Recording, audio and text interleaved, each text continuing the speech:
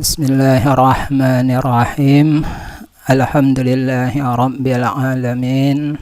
Wassalatu wassalamu ala asyrafil anbiya'i wal mursalin wa ala alihi wa ashabihi wa man tabi'ahum bi ihsanin ila yaumiddin. Rabbi shrah li sadri wa yassir li amri wahlul 'uqdatam min lisani yafqahu qawli.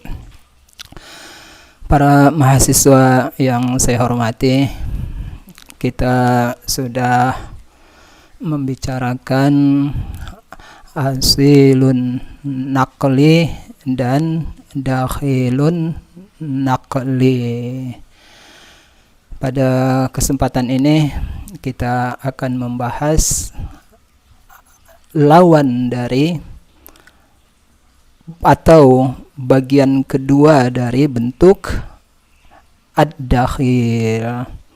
Pada kesempatan ini kita akan membahas dakhilur ra'yi, tetapi sebagaimana kita katakan, untuk mengetahui apa itu dakhilur ra'yi, kita ketahui dulu apa asilur ra'yi.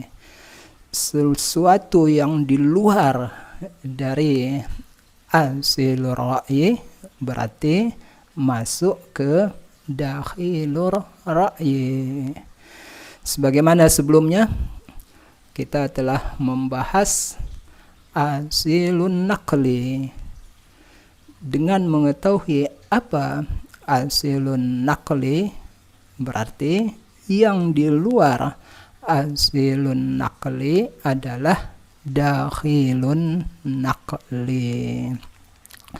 Baik, pada kesempatan ini kita akan membahas apakah asilur ra'yi. Asil artinya yang otentik, yang benar, yang baik. Sedangkan ar-ra'yi artinya pemikiran. Dengan demikian, asilur ra'yi artinya pemikiran yang otentik, baik, lurus, logis, dan kalimat-kalimat yang semakna dengannya. Dengan demikian, kebalikan dari asilur ra'yi adalah dakhilur ra'yi, pemikiran yang cacat, yang salah, yang menyimpang, dan yang semakna dengannya. Baik, apakah itu asilur ra'yi? Asilur ra'yi adalah hamlu mufradat al-Qur'an wa tarakibihi ala zawahiriha al-mutabadirati minha lughatan. Asilur ra'yi adalah memahami kosakata Al-Quran dan susunannya. Al-Quran punya kosakata dan ada susunannya. Ketika memahami kosakata dan susunan Al-Quran ini, pemahaman kita adalah berdasarkan makna literal yang mudah dipahami. Al-mutabadirah, yang cepat. Sesuatu yang cepat itu mudah.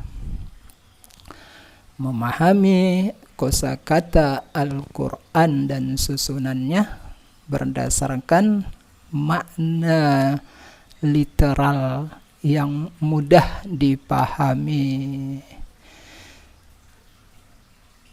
Kalau begitu, kita ambil contoh. Apakah makna Baqarah secara literal dan mudah dipahami? Baqarah artinya sapi betina. Ya, ini mudah dipahami dan itulah makna literalnya. Ya, bagaimana bila lafal Baqarah kita maknai dengan kerbau umpamanya, atau banteng, masih dalam batas toleransi, karena banteng, kerbau masih mendekati sapi. Ya, kalau begitu umpamanya di ayat 67 surah Al-Baqarah, innallaha ya'murukum an tazbahu baqarah. Musa berkata kepada kaumnya, sesungguhnya Allah memerintahkan kamu menyembelih seekor sapi betina. Baqarah di sini seperti kita katakan tadi, makna literalnya adalah sapi betina, adapun banteng, kerbau masih dalam batas toleransi. Kalau begitu, apa contoh Baqarah tidak dipahami dengan makna literalnya? Umpamanya kita pahami Baqarah dalam arti hawa nafsu. Kalau begitu Al-Baqarah 67 artinya apa? Innallaha ya'murukum an tazbahu baqarah. Sesungguhnya Allah memerintahkan kamu agar kamu membunuh hawa nafsu kamu, karena hawa nafsu kamu itulah yang al-ammarah bisu, yang selalu mendorong untuk melakukan kejahatan. Baqarah dipahami dengan hawa nafsu bukanlah hamlul mufradat ala zawahiriha al-mutabadirah, memahami kosakata berdasarkan makna literal yang mudah dipahami.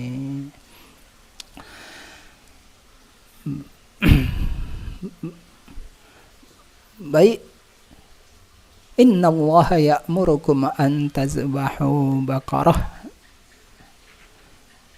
Apa arti an tazbahu? Menyembelih.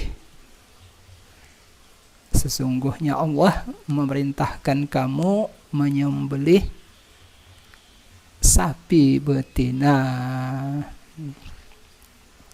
Kalau sapi betina, lalu dijelaskan mengapa sapi betina dalam kasus ini yang hewan yang diperintahkan untuk disembelih, bukan binatang-binatang yang lain. Nah, kalau dijelaskan karena mereka sebelumnya menyembah anak sapi, itu masalah lain, tidak dakhil. Ya. Bagaimana? Ya, kalau antazbahu, menyembelih di ayat ini dipahami dengan makna an-nahru di surah Al-Kautsar umpamanya. Inna a'tainakal kautsar fasholli li rabbika wanhar. Wahai Muhammad, kami telah memberimu nikmat yang cukup banyak. Fasholli li rabbika, laksanakanlah salat untuk Tuhanmu, wanhar, dan sembelihlah binatang hewan, binatang kurban. Mengapa di Al-Baqarah menggunakan kata zabaha, sementara di Al-Kautsar menggunakan kata nahara, sementara terjemahannya sama-sama menyembelih. Ya, dalam kasus ini, ya, kalau az-zabhu, ya, dicari kosakata yang mendekatinya dengan an-nahru seperti di dalam surah Al-Kautsar, masih dipahami sebagai asilur ra'yi. Ya. Sekalipun dalam terjemahan bahasa Indonesia keduanya diterjemahkan dengan menyembelih. Padahal arti an-nahru bukan menyembelih, tetapi menusuk lehernya, menusuk. Ya, unta dibiarkan berdiri atau disuruh duduk, lalu diambil pisau atau sejenis besi yang ujungnya tajam, yang seperti ujung tombak, lalu lehernya ditusuk. Ya, itulah arti an-nahru di dalam surah Al-Kautsar, fasholli li rabbika wanhar. Baik. Yang kedua, watarakibihi, dan susunannya. Ya, bahasa Arab memiliki susunan yang berbeda dengan bahasa Indonesia umpamanya. Maka susunan bahasa Arab itu harus kita ikuti dan maknanya harus mengikuti susunan tersebut. Ya, jangan keluar dari susunan yang ada. Umpamanya, ya, di dalam surah Al-Jumu'ah ada ayat watarakuka qaima. Ya, watarakuka qaima umpamanya. Ya.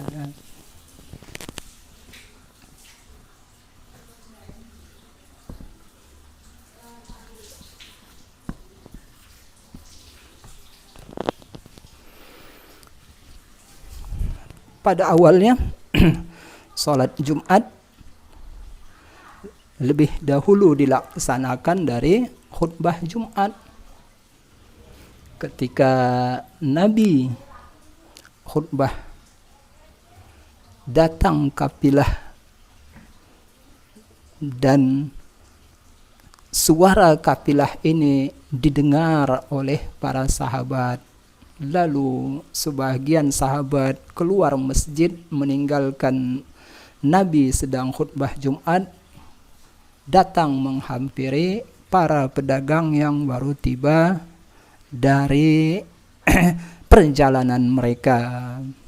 Maka arti ayat, wahai Muhammad, watarakuka qaima, mereka meninggalkan engkau berkhutbah dengan berdiri. Ya. Ini asilur ra'yi. Apa yang dakhilur ra'yi? Dakhilur ra'yi, kalimat watarakuka kita pisah. Padahal tadi di asilur ra'yinya ini dianggap satu kata. Lalu sekarang kita anggap dua kata. Apakah apakah dakhilur ra'yinya? Tara, engkau lihat. Seandainya benar kata tara di sini artinya engkau lihat, pasti ada alif dalam bentuk iya. Kuka nama sebuah hotel. Lalu nama sebuah hotel di Amerika. Lalu ada yang menyatakan ternyata nama hotel Kuka yang ada di Amerika 14 abad yang lalu sudah disebut di dalam Al-Quran. Apa itu? Watara Kuka qaima. Engkau melihat hotel Kuka berdiri tegak menjulang. Ya, ini dakhilur ra'yi. Mengapa? Karena susunan Al-Quran tidak dipahami sesuai dengan kaedah tata bahasa Arab. Demikian juga lah dengan contoh-contoh yang lain. Ya, memahami kosakata berdasarkan susunannya, artinya berdasarkan konteksnya. Umpamanya, ya, kita lihat di surah Al-Baqarah ayat 147. Al-haqqu min rabbika fala takunanna minal mumtarin. Ya, yang hak itu bersumber dari Tuhanmu, karena itu jangan sekali-kali kamu meragukannya. Al-haq jangan dipahami dalam pengertian yang umum, harus dilihat tarakibnya. Salah satu arti tarakib di sini adalah harus dilihat konteksnya. Kematian hakun, siksa dan azab kubur hakun, hari kiamat hakun, surga dan neraka hakun. Tetapi di Al-Baqarah 147 arti al-haqqu adalah pemindahan arah kiblat dari Baitul Maqdis ke Masjidil Haram. Itulah arti al-haqqu di ayat ini berdasarkan konteksnya. Baik.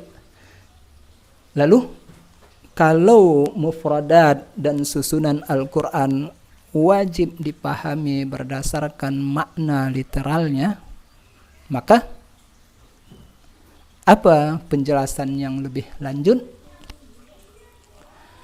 Malam tusrif qara'inu antil kazawahir. Selama kapankah mufradat dan tarakib Al-Quran, kosakata dan susunan ayat Al-Quran kita pahami sesuai dengan makna literalnya, makna hakikinya yang mudah dipahami, selama tidak ada qara'in. Qara'in itu jamak dari qarinah. Selama tidak ada qarinah, indikator yang memalingkan makna literal tersebut ke makna yang lain. Kalau ada qarinah, boleh dipalingkan ke makna yang lain. Umpamanya di dalam surah Al-Fajr ayat 22. Waja'a rabbuka wal malaku saffan saffa. Nanti pada hari kiamat Tuhanmu datang dan malaikat juga datang berbaris, secara berbaris-baris. Waja'a rabbuka wal malaku saffan saffa. Nah, mustahil zat Allah yang datang Karena itu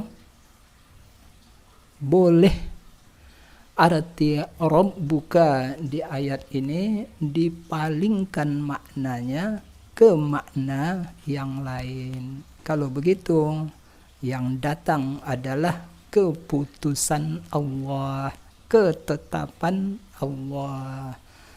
Ya. Atau di dalam surah Al-Hadid ayat 4, wa huwa ma'akum aynama kuntum. Allah bersamamu dimanapun kamu berada. Apakah arti wa huwa ma'akum? Apakah arti ma'iyatullah? Apakah arti kebersamaan Allah? Allah bersama kamu dimanapun kamu berada. Mustahil Allah yang mukhalafatun lil hawadis bersama kita. Maka para ulama menyatakan kebersamaan Allah di Al-Hadid ayat 4 adalah ilmunya. Ya, Allah mengetahui kondisi kita dimanapun kita berada. Atau qudratullah, kekuasaan Allah. Kemanapun kita berada, kita tidak bisa keluar dari kekuasaan Allah subhanahu wa ta'ala. Kemudian bila itu kaidah asilur ra'yi, bagaimanakah penjelasan selanjutnya? Penjelasan selanjutnya ini bisa kita anggap penjelasan lanjutan atau bagian tersendiri dari kaidah asilur ra'yi. Fala hazba ma yusahu az-zikru. Tidak boleh menganggap ada lafal yang dibuang. Tidak boleh menganggap ada lafal yang dibuang selama ayat masih logis. Ya, selama ayat masih logis, selama ayat tidak membutuhkan pengandaian ada yang dibuang, tidak boleh. Ya. Mengapa? Karena kalimat yang tidak membutuhkan pengandaian ada yang dibuang itu lebih kuat dari kalimat yang membutuhkannya. Ya. Kita sudah membahas tafsir surah An-Nur ayat 3. Az-zani la yankihu illa zaniyatan aw musyrikatan. Ayat ini tanpa ada lafal yang dianggap dibuang akan menimbulkan masalah besar. Artinya tidak logis. Akan ada zina yang halal atau akan ada nikah yang haram. Padahal jelas zina itu haram. Mengapa ada zina yang halal? Padahal jelas nikah itu halal. Mengapa ada nikah yang haram? Karena itulah kita katakan di ayat ini ada lafal yang dianggap dibuang. Ya. Az-zani la yankihu illa zaniyatan. Demikian bunyi ayat. Kita anggap ada lafal yang dibuang. Kalau lafal yang dibuang ini kita munculkan, maka azani la yaliqu ayyankiha zaniatan. Dengan memunculkan kembali lafal yang dianggap dibuang inilah kita keluar dari dua masalah yang berat, menghalalkan zina dan mengharamkan nikah. Baik, dengan demikian rumusnya adalah fala hazfa ma yusa'u az-zikru. Tidak boleh ada mengandaikan lafal yang dibuang selama ayat tersebut masih logis, masih enak dipahami, ya, masih mudah dipahami, masih tidak menimbulkan kontradiktif dengan akal dan lain-lain. Ya. Mengapa demikian? Karena kalimat yang membutuhkan ada lafal yang dibuang lebih lemah daripada kalimat yang tidak membutuhkannya. Baik. Yang kedua adalah atau lanjutannya wala majaza ma amkanatil haqiqah.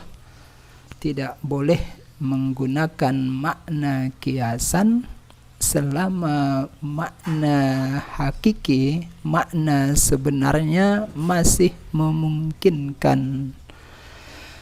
Mengapa demikian? Karena kalau kiasan dibenarkan sedangkan makna hakikinya masih memungkinkan, itu artinya kita membuang dalil tanpa ada dasarnya. Dalil dibuang tanpa ada dasarnya, tidak boleh. Tetapi kalau memang makna hakikinya tidak memungkinkan, kita boleh menggunakan makna kiasan. Mengapa kita mudah berkomunikasi? Orang lain mudah memahami bahasa kita, dan kita juga demikian mudah memahami bahasa orang lain karena ada kesepakatan tidak tertulis antara kita. Kesepakatan apakah itu? Kesepakatan tidak boleh menggunakan makna majazi selama makna hakiki masih memungkinkan. Ya, seandainya saya ingin bertemu dengan rektor, lalu saya menyuruh salah seorang dari Anda ke ruang rektorat untuk melihat apakah Pak Rektor sudah datang atau belum. Lalu Anda pergi ke sana. Anda datang lagi menghadap saya. Lalu Anda katakan, Pak Rektor sudah datang. Karena saya ingin bertemu dengan beliau, saya berangkat ke gedung rektorat. Lalu saya cari informasi terhadap keberadaan beliau. Ternyata beliau belum datang. Lalu saya konfirmasi lagi kepada Anda. Anda katakan Pak Rektor sudah datang. Saya baru dari sana. Tidak ada. Mengapa Anda berdusta kepada saya? Bila dasar ini tidak kita pegang, maka dengan mudah Anda berkelit. Dengan mudah tidak ada orang di dunia ini yang dituduh berdusta. Dengan mudah Anda berkata kepada saya, mohon maaf Pak, saya tidak berdusta. Tetapi Bapak yang salah memahami kalimat saya. Saya menyatakan Pak Rektor sudah datang. Yang saya maksud adalah supir Pak Rektor sudah datang. Yang saya maksud adalah makna majazinya, bukan makna hakikinya. Hancurlah komunikasi kita. Tidak ada orang yang bisa dituduh berdusta kalau dasar ini tidak kita pegang. Ya, inilah asilur ra'yi. Baik, mari kita lihat beberapa contoh dari dakhilur ra'yi, pemikiran yang salah dalam memahami ayat Al-Quran.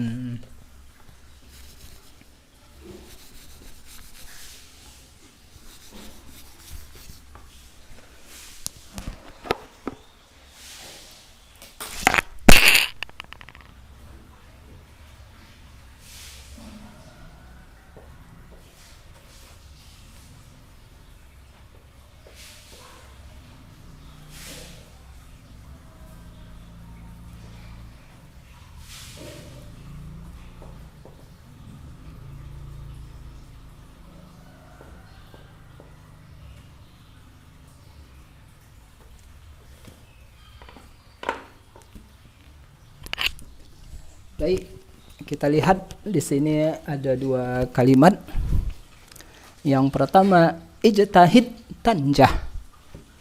Yang kedua, ijtahid tanjahu. Kalimat yang pertama, ijtahid tanjah, hanya dengan sukun. Kalimat kedua, tanjahu, hanya berbaris dhammah. Ijtahid fi'il amar, bersungguh-sungguhlah. Tanjahu fi'il mudhari. Nomor dua sama, ijtahid fi'il amar, bersungguh-sungguhlah. Tanjahu fi'il mudhari. Pertanyaannya adalah, mengapakah tanjahu fi'il mudhari di kalimat pertama berbaris sukun, sedangkan tanjahu fi'il mudhari di kalimat kedua berbaris dhammah? Sebabnya adalah ijtahid tanjah terdiri dari dua klausa. Klausa itu anak kalimat. Ada dua anak kalimat di kalimat ini. Anak kalimat pertama adalah sungguh-sungguhlah. Anak kalimat kedua, Anda akan sukses. Anda akan berhasil. Lalu, mengapa ha di sini berbaris sukun, tanjah bukan tanjahu? Karena anak kalimat kedua, yaitu tanjah, menjadi jawab dari anak kalimat pertama. Ya. Ijtahid fi'il amar, dia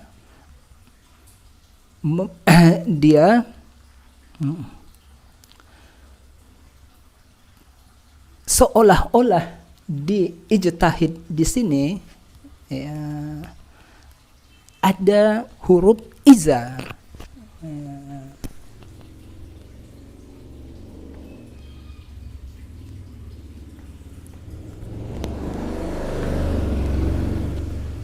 Seolah-olah di fi'il amar ini ada iza yang tersembunyi, dan ijtihad tersebut berbentuk fi'il amar, tapi seolah-olah dia berbentuk fi'il mudhari'. Kalau demikian, seolah-olah kalimat pertama berbunyi iza tajtahid tanjah. Ya, kalau Anda sungguh-sungguh, Anda akan berhasil. Iza tajtahid tanjah. Bagaimanakah? Karena yang kedua adalah jawab dari iza, padahal iza itu sendiri tidak ada di kalimat ini, dianggap ada tersembunyi, maka tanjah menjadi jawabnya dan dia berbaris sukun.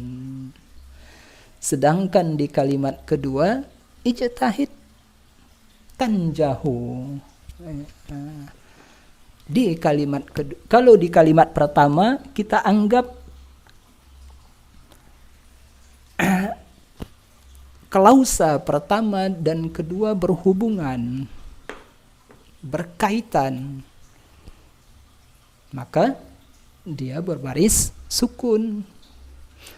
Kalau di kalimat kedua, klausa pertama dan kedua kita anggap tidak berhubungan, ya, maka dia tanjahu, bersungguh-sungguhlah Anda akan sukses. Ini kalimat mandiri, ini kalimat mandiri juga, tidak ada kaitannya.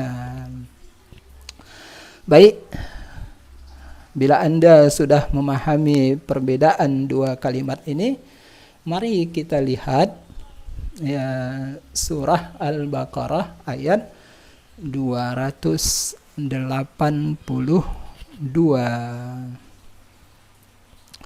Ayat yang terpanjang di dalam Al-Quran adalah ayat 282 surah Al-Baqarah. Ayat yang terpanjang ternyata berbicara tentang hutang piutang, masalah ekonomi.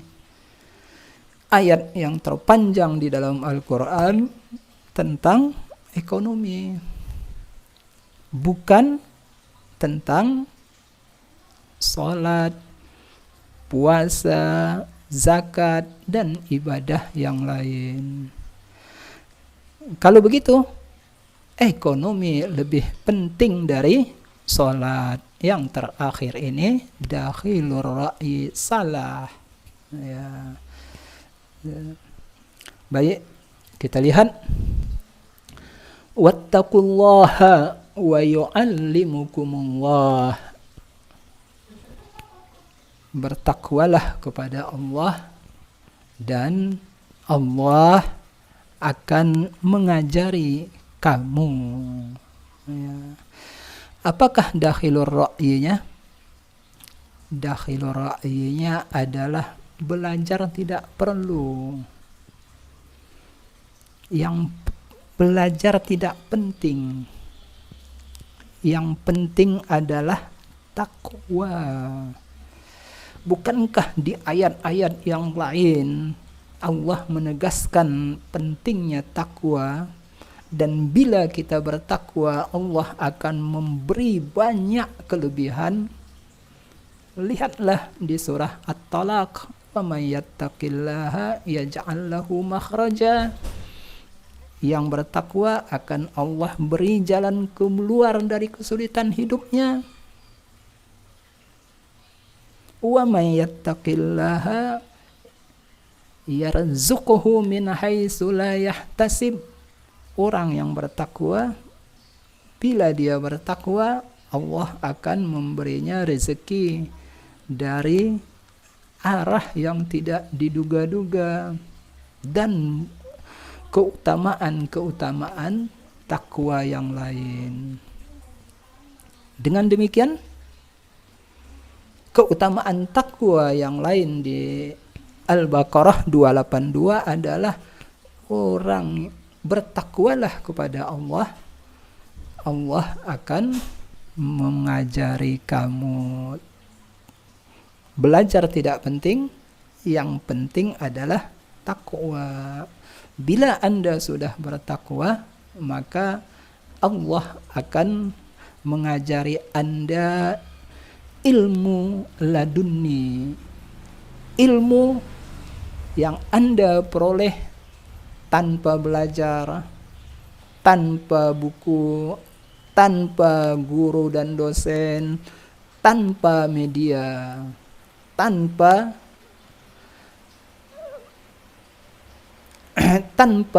perantara.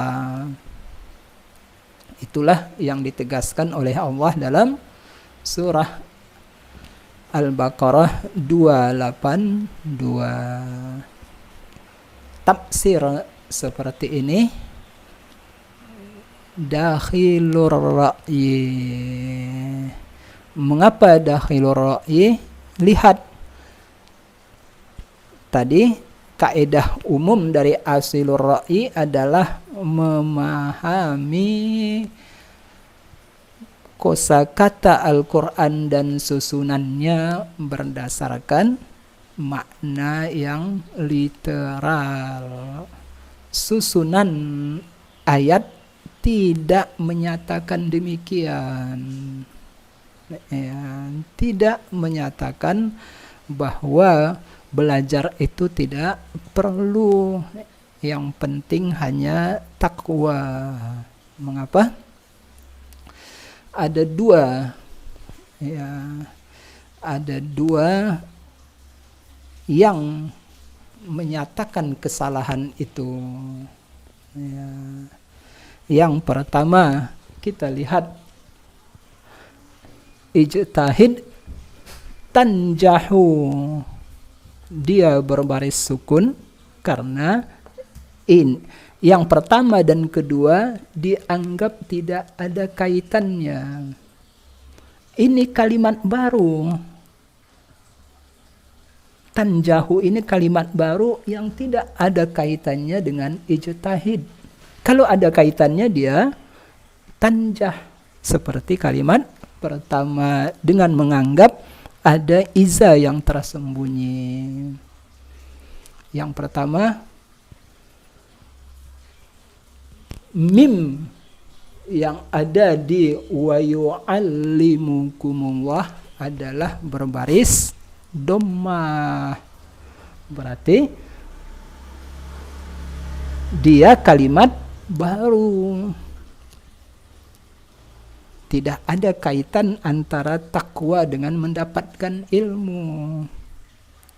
Ini yang pertama. Yang kedua, antara wattaqullah dan yu'allimukumullah ada waw.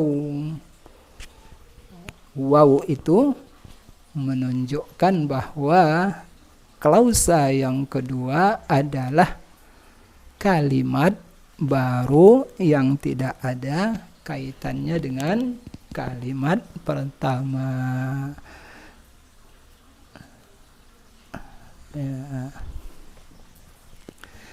Tanpa ada waw saja sudah dianggap kalimat baru. Apalagi kalau ada waw. Dan itulah yang terjadi pada Al-Baqarah 282. Ada wawnya dan mimnya tidak berbaris sukun. wattaqullaha wa yu'allimukumullahu. Ya. Baik, kita lihat contoh dari dakhilur ra'yi yang lain.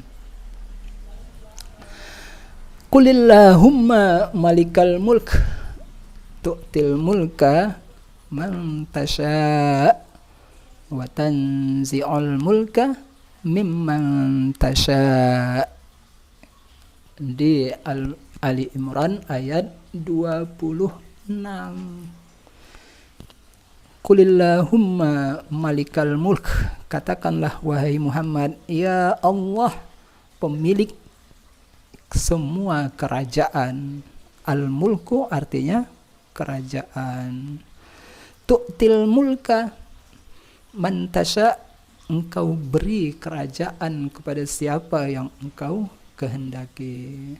Wa tanzi'ul mulka mimman tasha', engkau cabut kerajaan dari siapa yang engkau kehendaki. Apakah dakhilur ra'yi dari ayat ini? Dakhilur ra'yi dari ayat ini adalah sistem pemerintahan yang paling baik dan Islami adalah sistem monarki.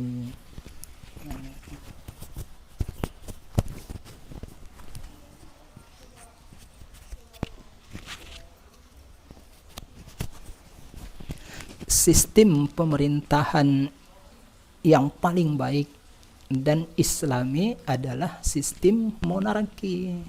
Karena al-mulku artinya kerajaan, kerajaan itu monarki. Silahkan mau sistem pemerintahan monarki saat ini beragam. Ada yang seperti Saudi, monarki absolut. Ada yang seperti Malaysia, monarki yang terbatas, yang berkuasa mengatur negara bukan raja tetapi perdana menteri.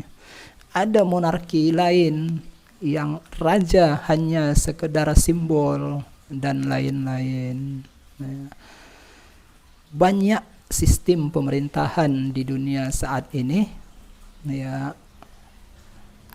yang paling baik adalah monarki, bukan presidensial murni seperti Indonesia.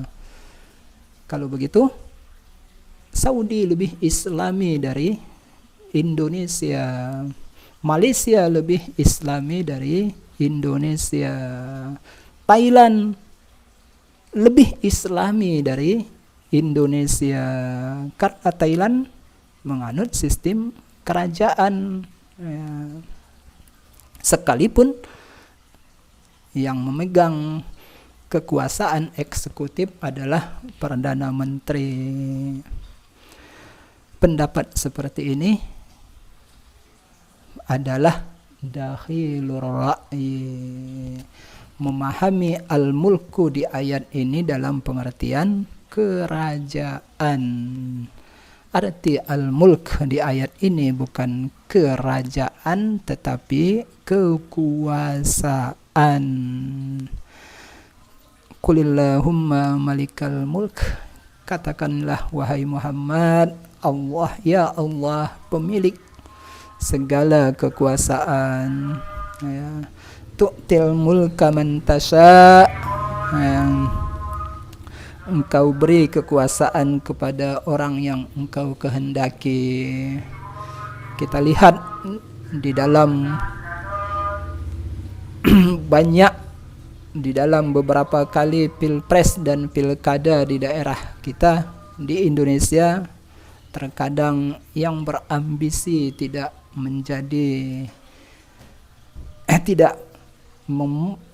berhasil di dalam pemilu, baik itu pilkada atau pilpres, yang sangat berambisi malah gagal. Mengapa? Karena kekuasaan di tangan Allah dia memberi kepada yang dikehendakinya. Wa tanzi'ul mulka mimman tasha'. Terkadang ada yang sangat berusaha mempertahankan kekuasaannya dengan berbagai macam cara. Allah cabut kekuasaan darinya. Mengapa ini dahil? Karena Islam tidak mengajarkan sistem monarki. Rasulullah wafat tanpa menunjuk siapa penggantinya. Beliau wafat sampai jenazah Rasulullah 3 hari 3 malam belum dikuburkan karena ingin memastikan siapa pengganti beliau.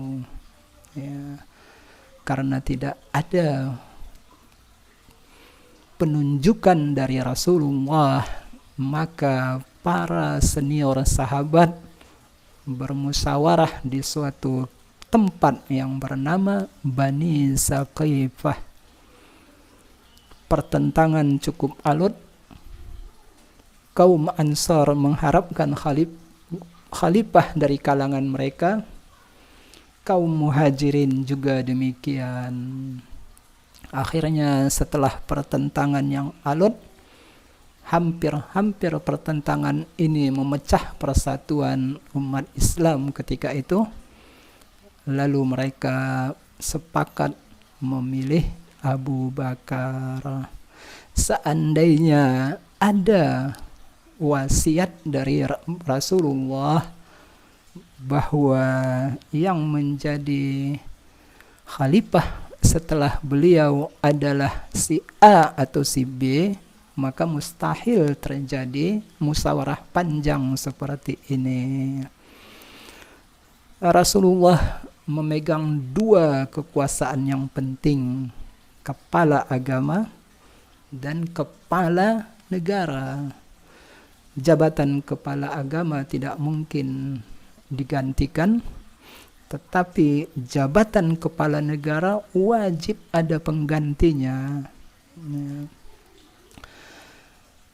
Menjelang Abu Bakar meninggal, beliau khawatir peristiwa Bani Saqifah akan terulang lagi. Karena itu, beliau bermusyawarah dengan sahabat-sahabat senior yang lain. Bagaimana bila saya menunjuk Umar sebagai pengganti saya? Sahabat-sahabat senior setuju. Lalu beliau menunjuk Umar. Ya. Kita lihat Rasulullah meninggal tanpa menunjuk penggantinya. Para sahabat bermusyawarah. Abu Bakar meninggal, telah menunjuk penggantinya. Dalam proses penunjukannya, beliau musyawarah. Ketika Umar akan meninggal, beliau berkata, bila saya tidak menunjuk pengganti saya sudah mengikuti sunnah Nabi.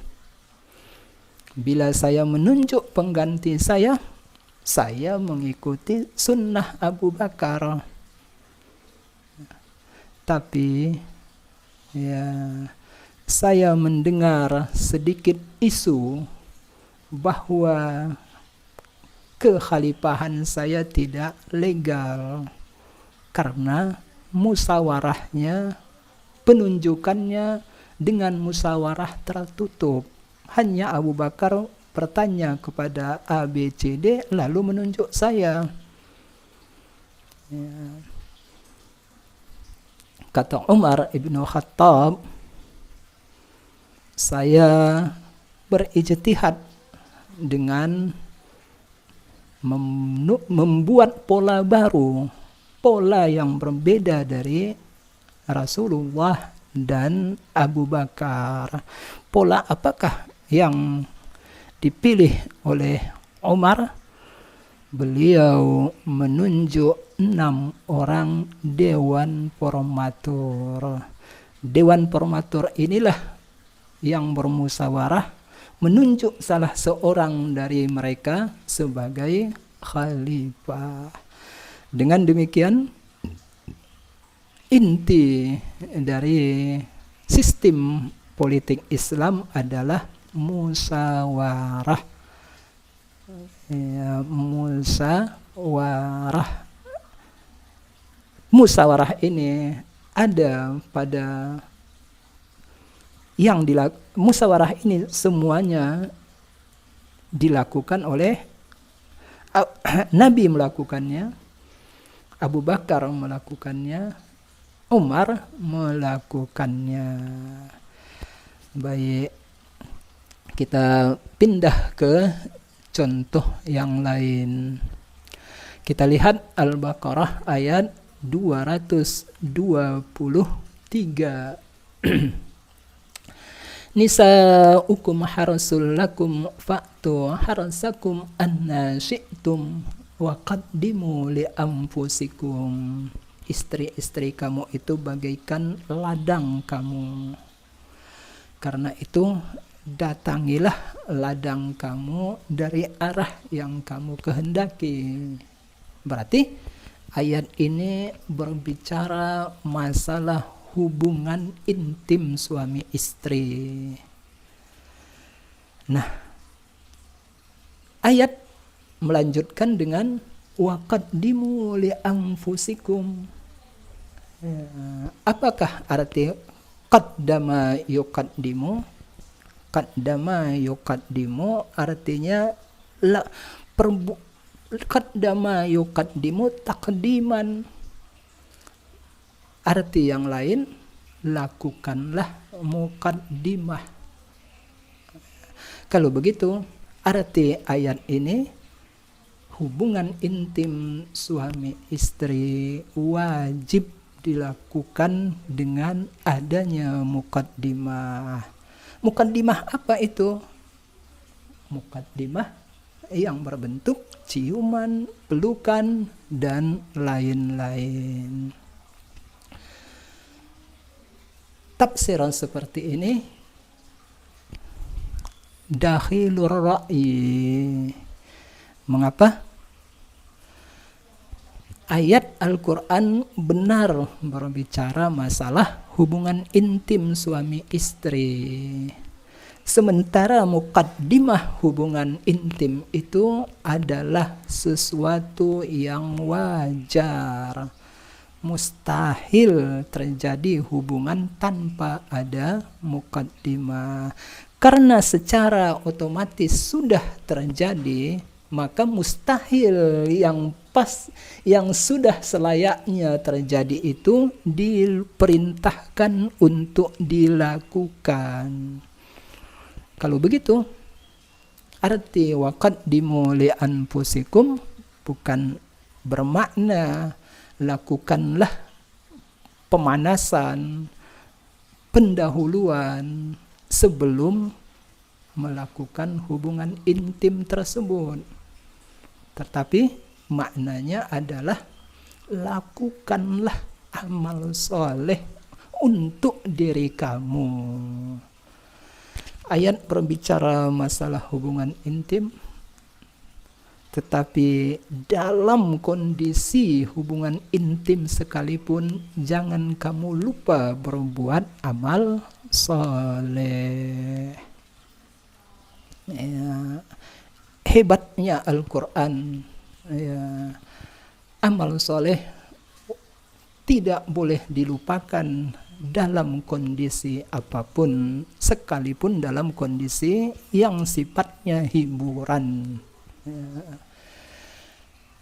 Apa amal soleh yang wajib kamu lakukan dalam kondisi seperti itu? Para ulama menyatakan berdoa untuk mendapatkan keturunan yang soleh. Itulah arti waqaddimu li anfusikum. Baik, kita lihat contoh yang lain ya, di surah At-Tahrim ayat 10 ya.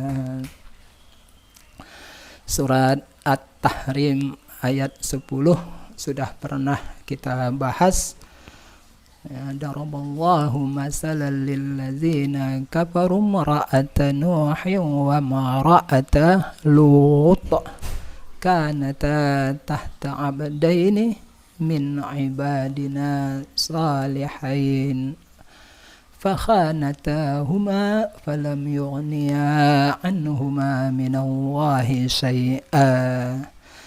Allah memberi contoh kepada orang kafir. Siapakah yang diangkat sebagai contoh yang mengagumkan untuk orang kafir? Ya, istri Nabi Nuh dan Nabi Lut. Ya, mereka istri Nabi ya, tetapi mereka melakukan pengkhianatan. Fakhanatahuma, kedua wanita tersebut berkhianat kepada suami mereka. Apakah arti khianat di ayat ini? Apakah arti khianat adalah selingkuh, berzina?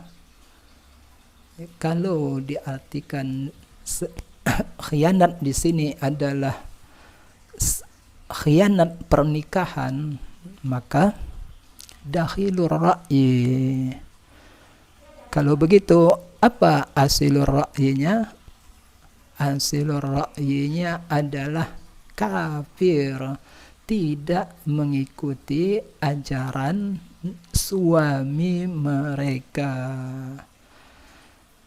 Mereka mengingkari risalah yang dibawa oleh suami mereka. Seandainya arti khianat di ayat ini adalah selingkuh, zina, maka dengan mudah ya, kaumnya akan berkata ya, wahai Nuh, Anda mengajak kami untuk bermoral, memegang nilai-nilai moral, tapi istri Anda saja tidak bermoral, istri Anda selingkuh, berzina. Ya, ungkapan seperti ini tidak pernah mereka ucapkan karena memang mereka istri Nabi Nuh dan Lut tidak berzina. Lalu kalau arti khianat di sini adalah kekafiran, mengapa juga pengikut mereka tidak mendebat Nabi Nuh dengan ungkapan yang sama? Ya. Wahai Nabi Nuh, wahai Nuh, Anda mengajak kami bertauhid, tetapi istri Anda sendiri kafir. Mengapa debat yang kedua juga tidak pernah mereka lakukan? Karena bila mereka melakukannya, maka mereka akan mempermalukan diri mereka sendiri. Dengan mudah Nabi Nuh akan berkata, apakah Anda menganggap kekafiran itu perbuatan buruk? Lalu Anda hina saya karena kekafiran istri saya? Kalau Anda menganggap kekafiran itu adalah perbuatan buruk, mengapa Anda sendiri melakukannya? Mengapa Anda sendiri kafir?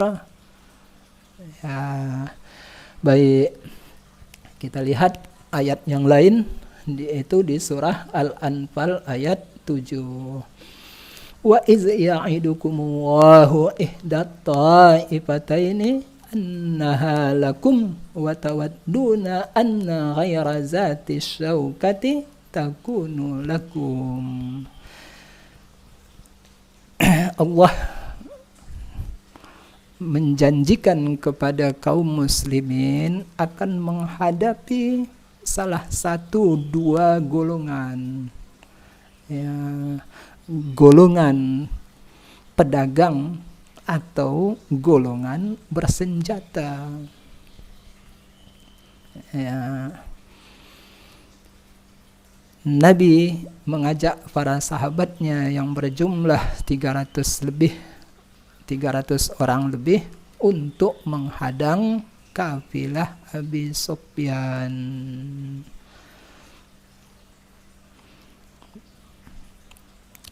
Kafilah Abi Sufyan dihadang, harta dagang mereka dirampas. Mengapa? Karena harta kaum muslimin yang mereka tinggalkan di Makkah mereka rampas. Kondisinya dalam kondisi perang. Itulah harapan para sahabat dapat merampas kafilah dagang Quraisy. Ternyata kafilah dagangnya lolos dan berita ini sampai ke Mekah.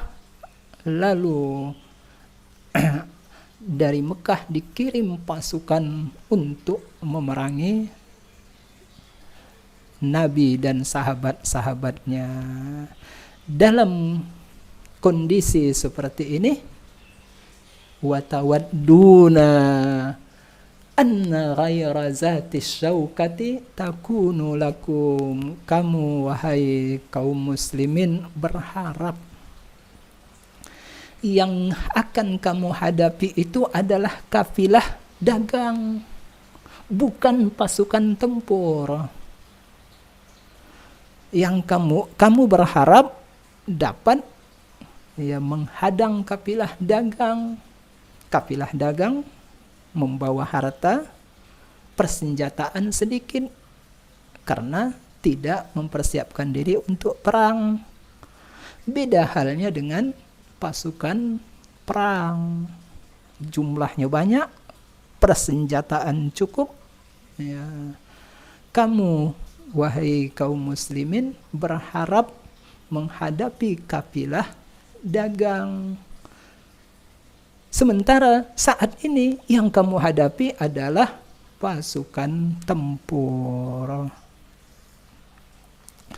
Wa tawadduna anna ghaira zati syaukati takunu lakum. Di beberapa kitab tafsir kita temukan hinaan yang sangat kejam kepada para sahabat. Para sahabat dihina, dituduh tidak konsisten untuk menegakkan agama tauhid, dituduh bahwa mereka mencintai dunia, dituduh bahwa mereka penakut menghadapi kafilah dagang. Berani karena banyak membawa harta dan sedikit senjata, menghadapi pasukan perang takut. Tafsir yang menghina para sahabat dengan menyatakan mereka tidak konsisten menegakkan ajaran tauhid, cinta dunia, takut mati syahid adalah dakhilur ra'yi. Mengapa dakhilur ra'yi? Yang pertama, mereka keluar diajak Nabi dari kota Madinah memang dari awal untuk menghadang kafilah dagang. Karena itu jumlah mereka sedikit dan persenjataan mereka sedikit. Yang kedua,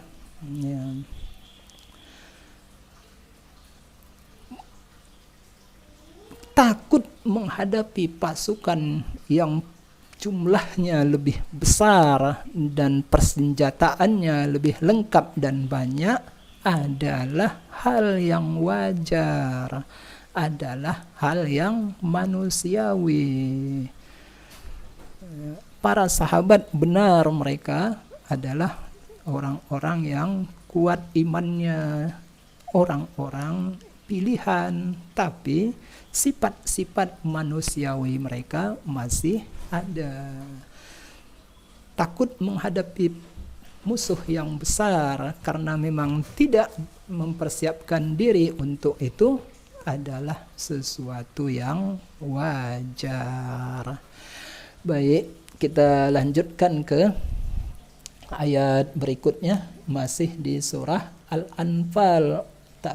Kalau tadi ayat 7, sekarang ayat 60. Wa a'iddu lahum mastata'tum min quwwatin wa min ribatil khair. Wahai kaum muslimin, persiapkanlah segala bentuk kekuatan yang dapat kamu lakukan. Antara lain, persiapan itu adalah kuda perang. Kekuatan perang, kuda perang yang terlatih dipersiapkan dalam rangka menghadapi musuh. Wa'iddu lahum mastata'tum min quwwatin wa min ribatil khair.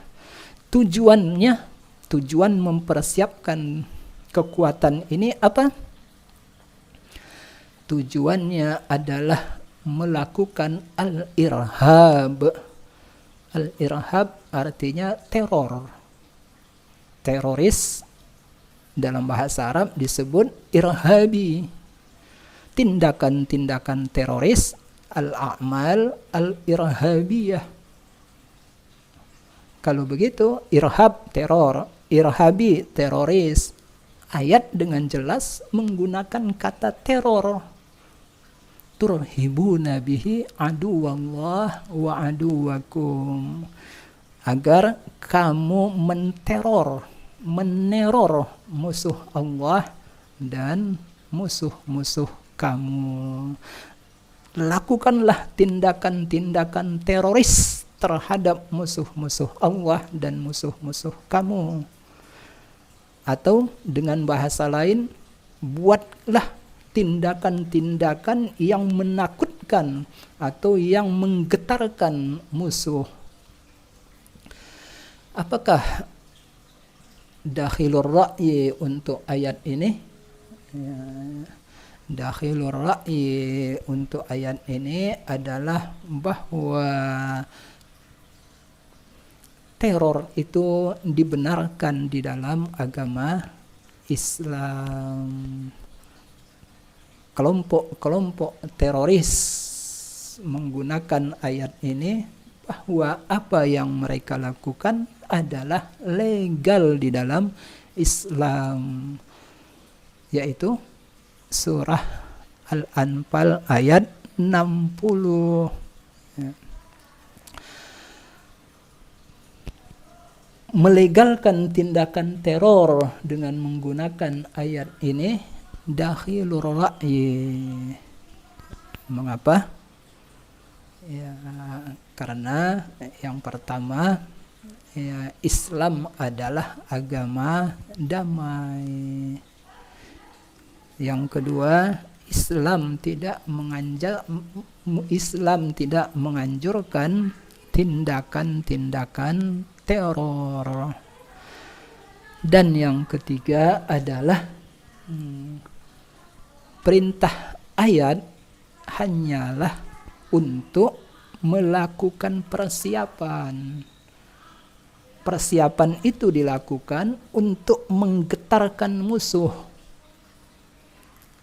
Ya, dengan demikian perintahnya adalah mempersiapkan, bukan menggunakannya. Kekuatan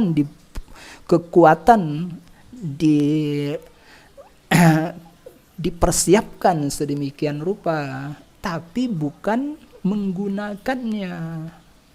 Ya. Di dalam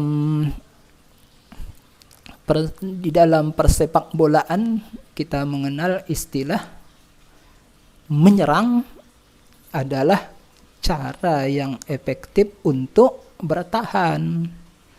Kalau kita menyerang, bola kita kuasai, otomatis lawan tidak mampu menyerang kita.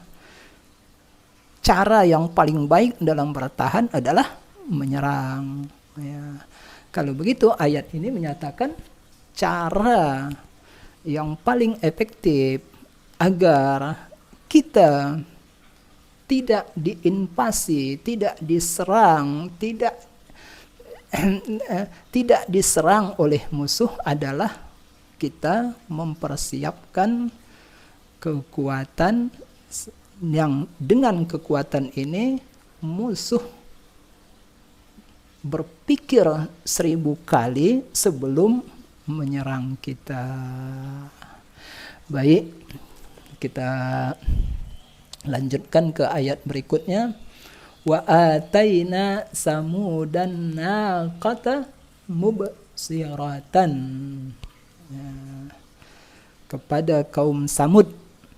Kaum Samud adalah kaum Nabi Saleh di Hadramaut, Yaman, di selatan Saudi.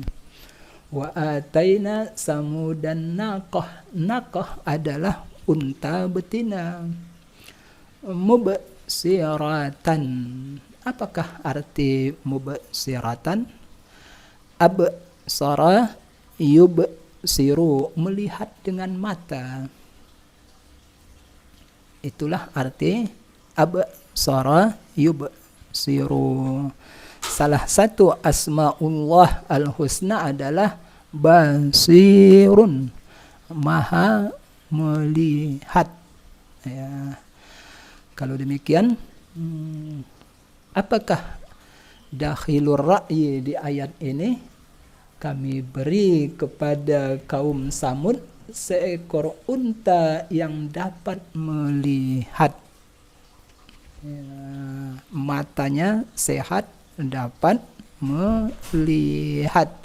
Absara yubsiru. Isim fa'ilnya mubsiran. Karena naqah bentuk muannas, mubsiratan. Tafsiran seperti ini dakhilur ra'yi. Mengapa?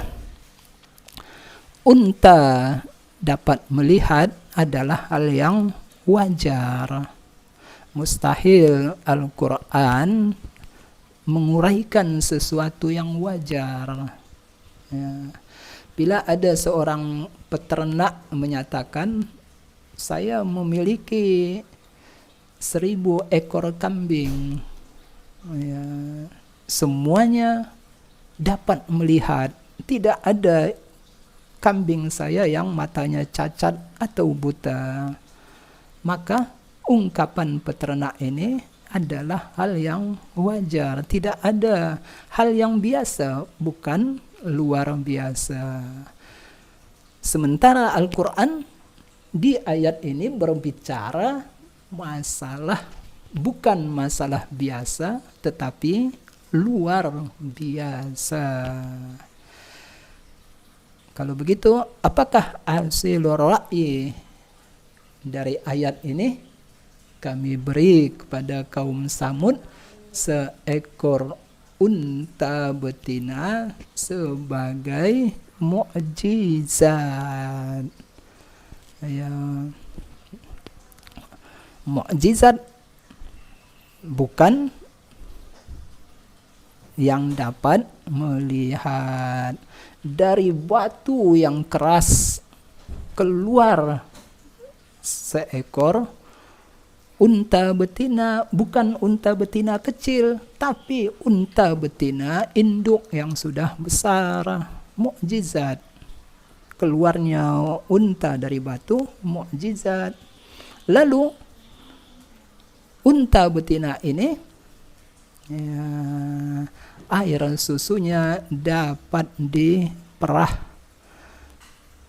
Penduduk kampung, seluruh penduduk kampung memerah susunya, air susunya tidak kering sampai mereka membuat giliran untuk memerahnya. Hari ini giliran kampung A, besok giliran kampung B, lusa giliran kampung C, dan seterusnya. Sekalipun demikian, air susu unta betina tersebut tidak pernah habis. Itulah arti mubsirah sebagai mukjizat. Baik, kita lanjutkan ke surah Ali Imran ayat 97. Wa man dakhalahu kana amina. Barang siapa yang masuk ke Masjidil Haram, dia akan aman. Ayat ini bila dipahami sebagai informasi, maka dakhil. Mengapa dakhil? Karena akan kontradiktif dengan kenyataan yang ada. Puluhan bahkan ratusan jamaah haji setiap tahun mengalami kecopetan ketika tawaf di Masjidil Haram. Kalau begitu, Masjidil Haram bukanlah tempat yang aman. Kalau begitu, ayat ini tidak sesuai dengan kondisi atau fakta yang ada. Pendapat ini dakhilur ra'yi, sedangkan asilur ra'yinya apa? Ayat ini adalah informasi yang bermakna perintah. Kalau demikian, makna ayat ini, wahai orang yang masuk ke Masjidil Haram, jagalah keamanan Masjidil Haram. Baik, demikianlah